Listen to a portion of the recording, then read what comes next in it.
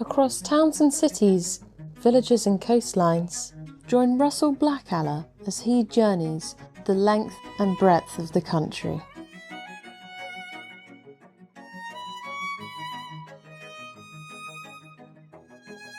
From age-old materials to time-tested techniques, he explores the skills that shape our heritage and the innovations that keep them alive today.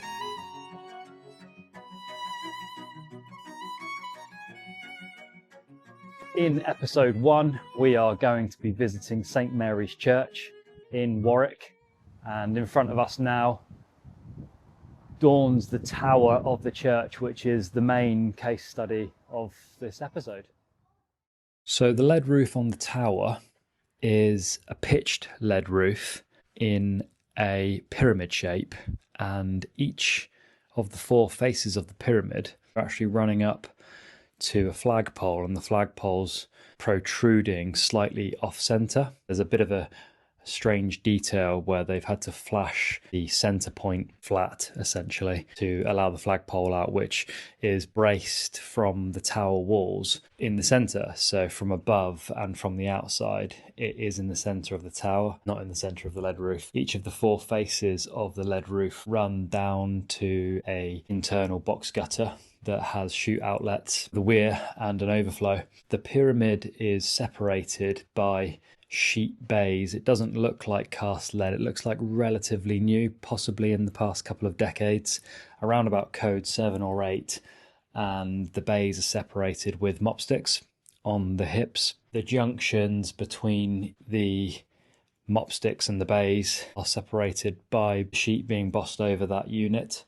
Not badly done at all. It's not the sort of way it would be done nowadays. The downpipes on the outside of the property are around about 4 inches in diameter, and there's a combination of old and new. We're unsure exactly how old and exactly how new, but the welded repairs are obviously in the past sort of probably around about 50 years by the looks of them. The collars on the near side, the east side of the church, are potentially original. There's some with lions' heads on them, some with cherubs on them, and some with a combination of lions and cherubs.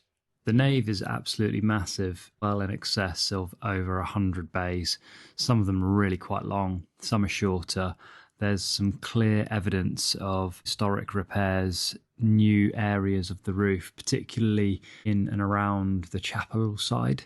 Aside from the actual leadwork, which all appears to be in nice condition, there's much more modern repairs to the cornice details above the flying buttresses, and some lime mortar has whitened quite a lot, which lends itself to being relatively unaged. So I would say that they're relatively current repairs. There's some wonderful Portland stone urns.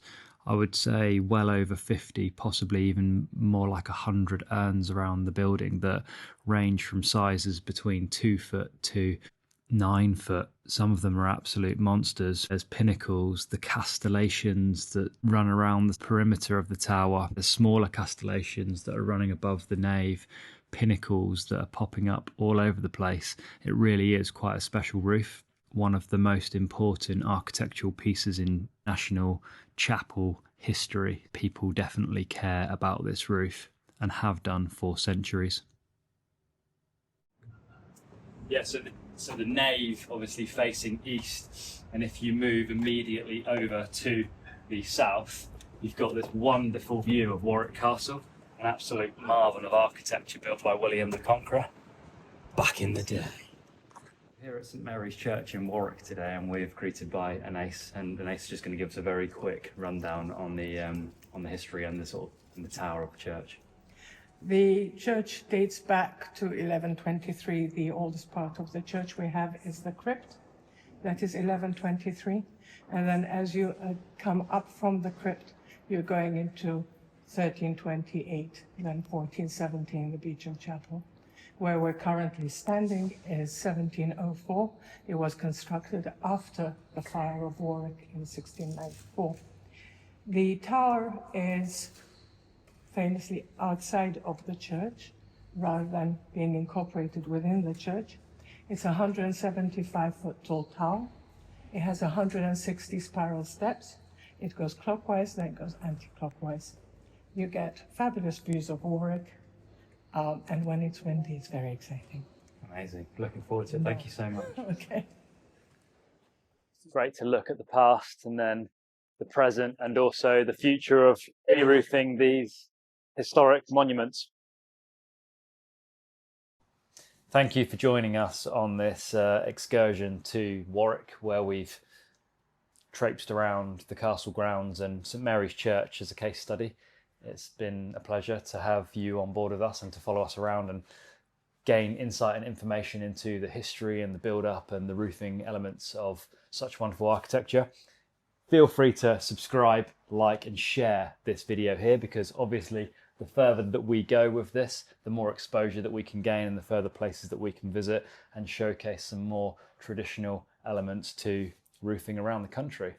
We started with following around some of the most prestigious re-roofs in the country. So far we've written accounts on the historic re-roof of Blenheim Palace, which is currently undergoing now. We've been to Manchester Town Hall to see this absolutely exceptional, well, not just the roof, but the scaffolding as well. It's an absolutely exceptional place to go and see. And in the future, we've got more of this to come. So we're going to be visiting places in Scotland, places in Wales. We'd really like to bring Ireland onto the map. So feel free to give us a call and fly us out, because we're just waiting for the opportunity to see one of your historic re-roofs over there. Can you